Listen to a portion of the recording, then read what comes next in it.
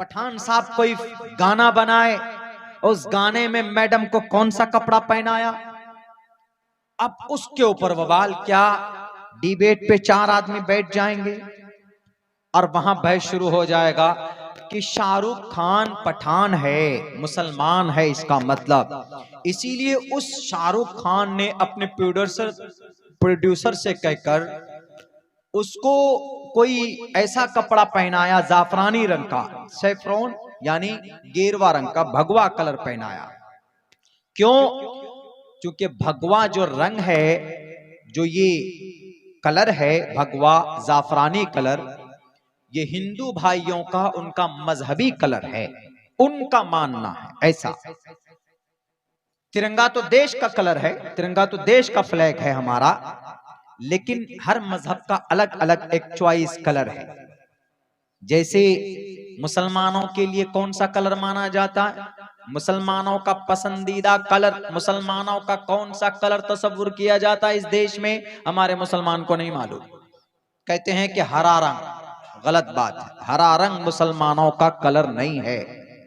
अच्छा, डिबेट में क्या बोला जाता, उधर से बोलते हैं कि अच्छा शाहरुख खान ने गेरुए रंग के ऊपर क्यों पिक्चर बनवाया जी, हरे रंग में क्यों नहीं बनाया।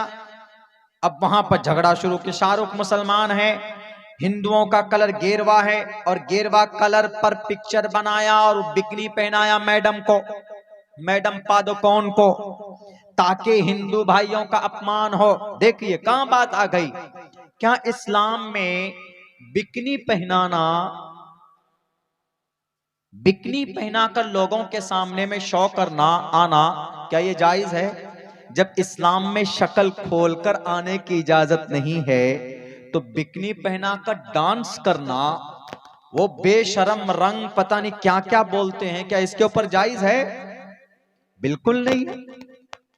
अब जनाब मुद्दा बना लेते कि नहीं, शाहरुख खान है, हिंदू भाइयों को आहत करने के लिए, दर्द देने के लिए, उनको जलील करने के लिए भगवा रंग का बिकनी पहनाया।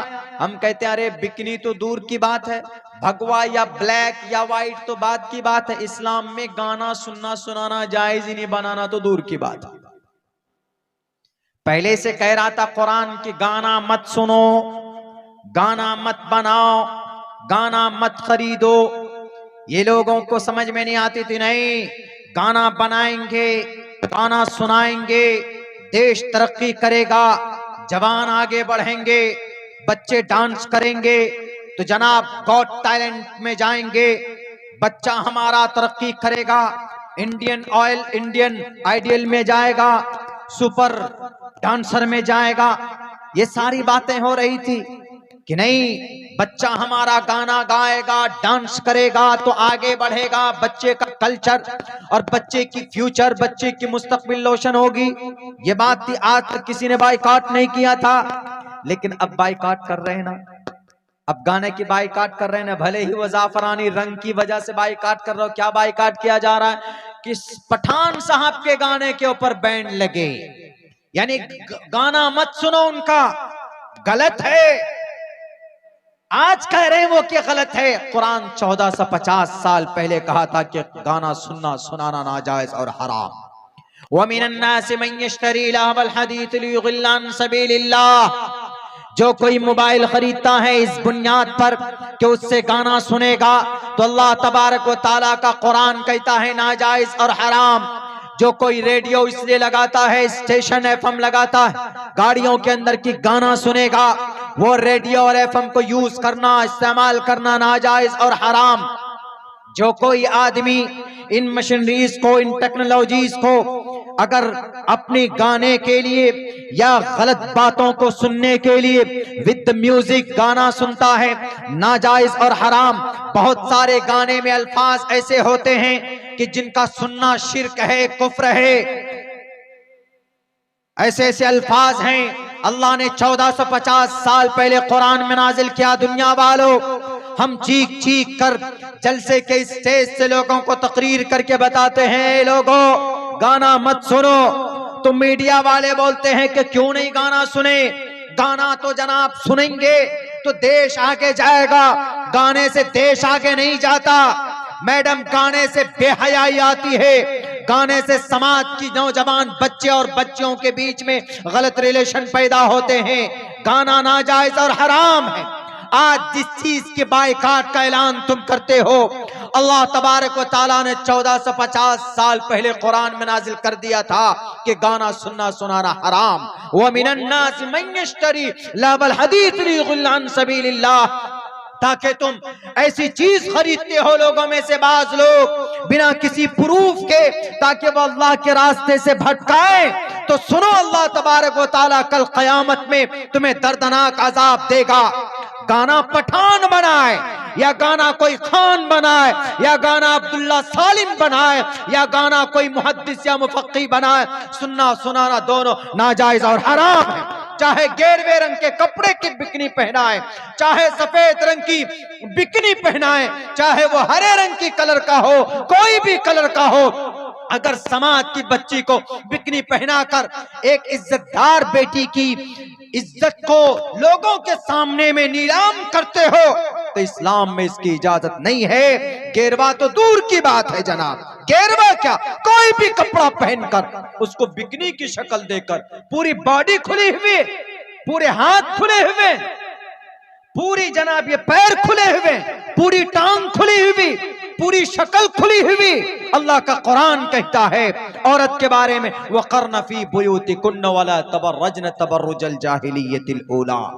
ऐ मैडम पादकौन, ऐ मैडम फला, ऐ मैडम फला, कुरान कहता है कि बिकनी मत पहनो।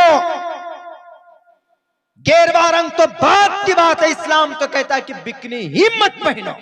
मीडिया वालों दिखाओ जिस कुरान के हकामात की तुम मखालफत करते हो।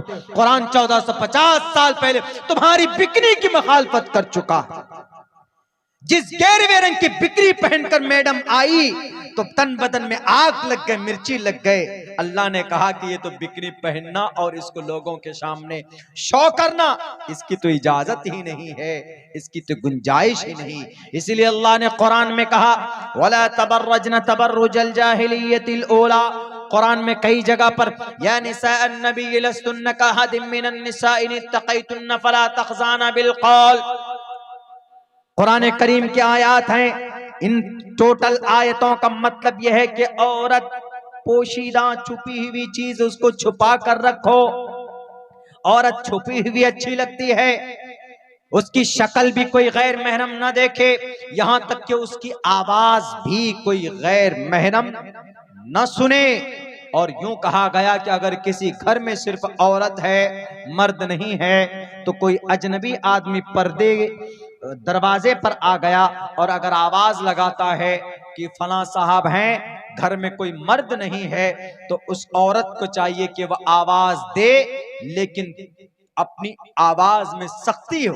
फला तख़ज़ाना बिल क़ौल, औरत से कहा गया कि तुम अपनी आवाज में लचक पैदा मत करो, सख्ती के साथ बोलो, ताकि सामने वाले को ऐसा ना लगे कि ये औरत नरम है और वो सिग्नल समझने लगे। नहीं, सख्ती के साथ मना करो।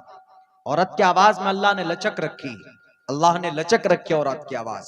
आप देखेंगे कि जितनी जितनी बड़ी बड़ी कंपनी है, इन सब के अंदर कॉल सेंटर पे किसको बिठाया? औरतों को बिठाया। शोरूम चले जाइए, हीरो शोरूम चले जाइए, हुंडई शोरूम चले जाइए, टाटा शोरूम चले जाइए, कहीं पर भी कौन लगाएंगे तो हाँ सर मैं मैडम फला बोल रहे हैं, क्या बात है बोलिए, प्यारी आवाज में। क्यों? आदमी अट्रैक्ट होता है। अभी लखनऊ में हम एक जगह जा रहे थे तो एयरपोर्ट से जाना था, तकरीबन 5 घंटे का सफर था। वो आदमी बैठा, हम पीछे बैठे गाड़ी में। अम्मी का फोन आया, बोला अम्मी फोन मत करो, तुम बार बार फोन करते हो, मैं गाड़ी चलाता हूँ, डिस्टर्ब हो जाता हूँ। हमने कहा कि चलो अच्छी बात है, गाड़ी चलाते हुए ड्राइव करते हुए बात नहीं करनी चाहिए, कुछ भी हो सकता।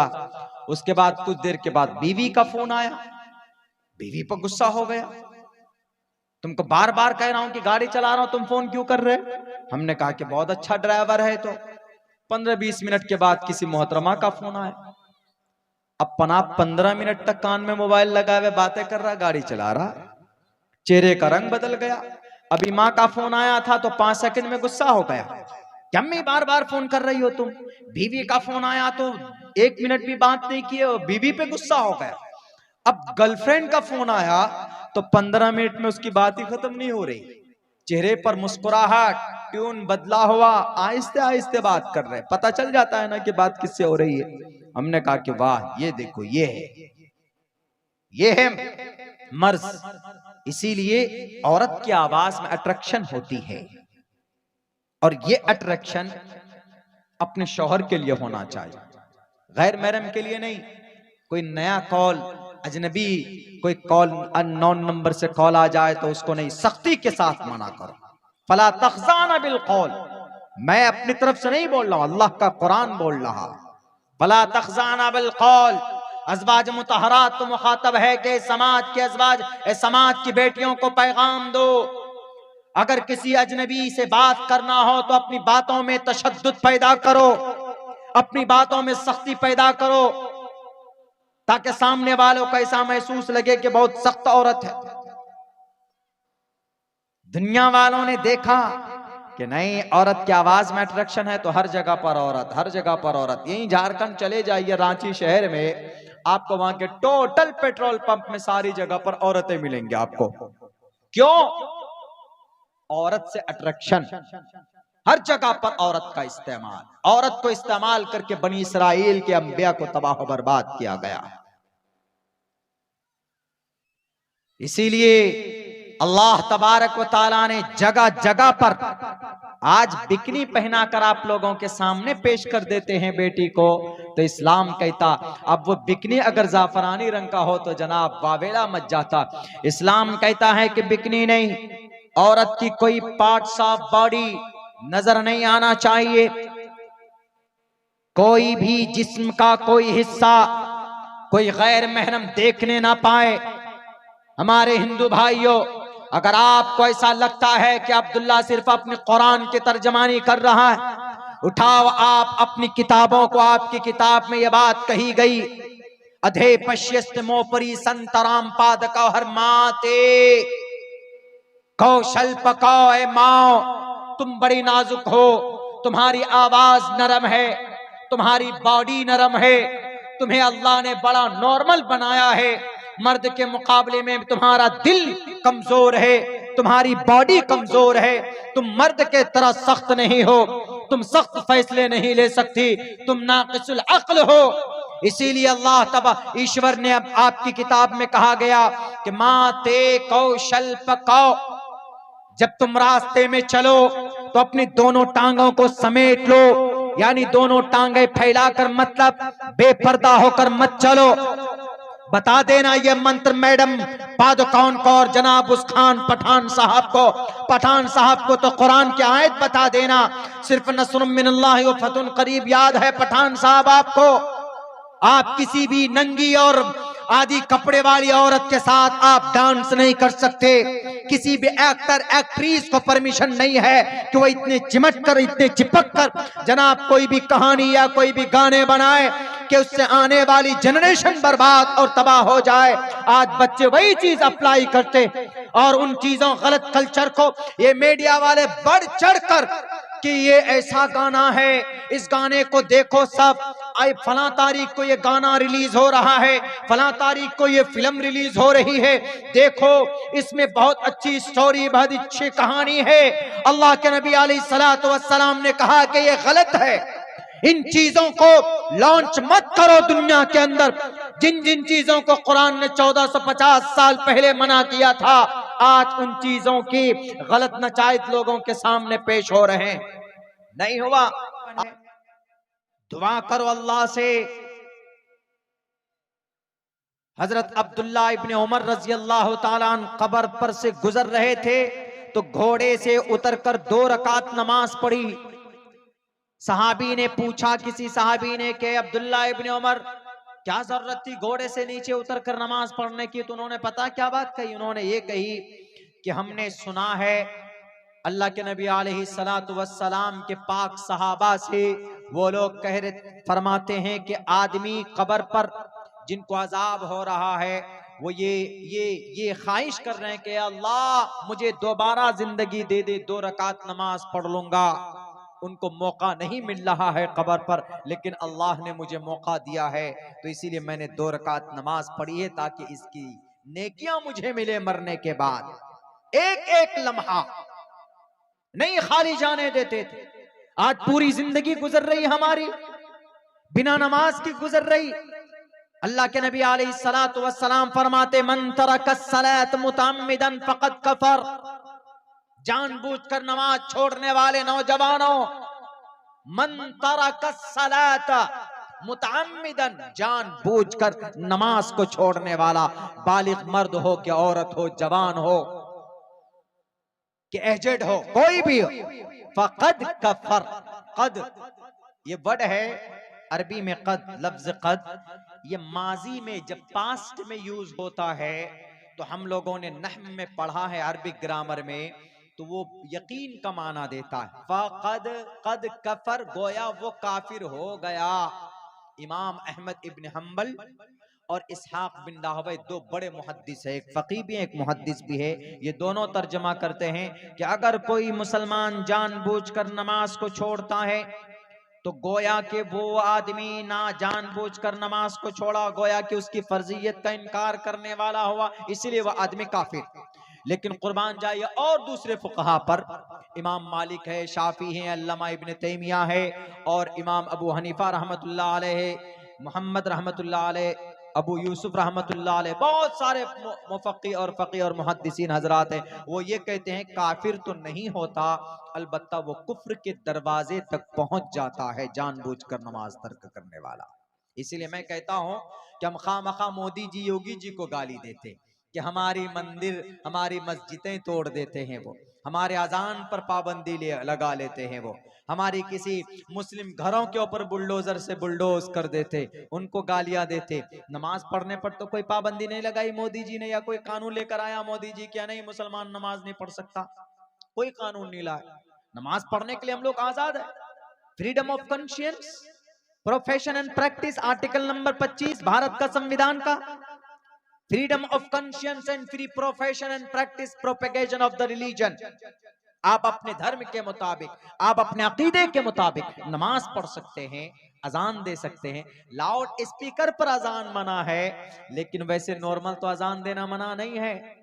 तकबीर दे सकते हैं, नमाज पढ़ सकते हैं, तकबीर तहरीमा अल्लाहु अकबर कहकर नियत बांध सकते हैं, सूरह फातिहा पढ़ सकते हैं, सूरत मिला सकते हैं, 5 वक्त की नमाज पढ़ सकते हैं, जोहर की पढ़ सकते हैं, असर की पढ़ सकते हैं, मगरिब की पढ़ सकते हैं, इशा की पढ़ सकते हैं। क्या कानून आया इस पर? कोई कानून नहीं आया। हम क्यों नहीं नमाज पढ़ रहे? खामखा मोदी जी योगी जी को गाली। मोदी जी तो ये कानून ले आते, मोदी जी तो वो कानून ले आते, ले आए, विराजमान है, कुर्सी पर बैठे, वो इस देश के सबसे बड़े लीडर माने जाते हैं संविधान के मुताबिक। लेकिन अल्लाह की नजर में अल्लाह से बड़ा कोई लीडर नहीं है। अल्लाह की नजर में इंसान की कोई कीमत नहीं है, कोई अहमियत नहीं है, उसके अमल की कीमत है। अगर अमल अच्छा तो अल्लाह की नजर में उसका मकाम बुलंद और बाला। क्यों नहीं नमाज पढ़ते? मन तरकस सलात मुतअम्मिदन फक़द कफर। अल्लाह के नबी फरमाते हैं कि जब भी कोई परेशानी आती, कुर्रतु ऐनी फिस सलाह, मेरी आंखों की ठंडक नमाज में है मुसलमानों। जब भी कोई परेशानी होती तो 2 रकात नमाज के लिए नियत बांधते, वजू करते, नमाज पढ़ते और अल्लाह से दुआ करते कि अल्लाह मेरी इस परेशानी को हल कर दे। आज हम मुसलमान कुरान से, शरीयत से दूर हैं, इस वजह से हम पर ये जालिम बादशाह मुसल्लत किए गए। और सुन लीजिए, लाख कोशिश किया जाए इस्लाम को बदनाम करने की, लाखों करोड़ों रुपए खर्च किए जाए यूरोप तहजीब और कल्चर को इस्लाम के ऊपर थोपने की, लेकिन कभी भी इस्लाम वो सच्चाई है, इस्लाम वो मजहब, वो दीन है जो कभी भी किसी के मिटाने से मिटा नहीं है, बल्कि और आन बान शान के साथ दंदनाता हुआ पूरी तरीके पर अल्लाह तबारक व तआला ने इसको फैलाया है। वक्ती तौर पर उसके ऊपर जनाब कुछ बादल आते जरूर, लेकिन to the day of judgement, कयामत तक इस्लाम मगलूब हो जाए, इस्लाम खत्म हो जाए, हो नहीं सकता। आपको पता होगा कि लोग तरह तरह मुद्दा बना लेते।